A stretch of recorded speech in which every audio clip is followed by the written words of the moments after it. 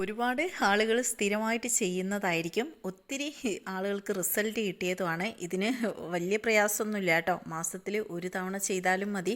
നമ്മുടെ നേരമൊക്കെ നന്നായിട്ട് കുറഞ്ഞ് മുടി നല്ലതുപോലെ വളർത്തിയെടുക്കാനും അതുപോലെ തന്നെ അകാലനര വരാതിരിക്കാനൊക്കെ സഹായിക്കേ. അപ്പോൾ ഞാനിതാ മൈലാഞ്ചീൻ്റെ ഇലയും ചെമ്പരത്തി പൂവാണ് കേട്ടോ എടുത്തിട്ടുള്ളത്. അപ്പോൾ അതൊന്ന് വൃത്തിയാക്കിയിട്ട് നമുക്ക് മിക്സിയിലേക്ക് ഇട്ടിട്ട് ഒന്ന് അരച്ചെടുക്കാം. അപ്പോൾ നിങ്ങളുടെ വീട്ടിൽ മുരിങ്ങേൻ്റെ ഇല ഉണ്ടെങ്കിൽ അതും കൂടി ചേർക്കുകയാണെങ്കിൽ നല്ലതായിരിക്കും കേട്ടോ. എന്നിട്ട് ഇതുപോലെ നന്നായിട്ടൊന്ന് അരച്ചെടുക്കുക. കുറച്ച് തിക്കായിട്ടാണെങ്കിലും നല്ലതായിരിക്കും. അപ്പോൾ ഇതുപോലെ അരച്ചെടുത്തിട്ട് നമുക്കിത് മുടിയിൽ നന്നായിട്ടൊന്ന് തേച്ച് പിടിപ്പിക്കുക കേട്ടോ.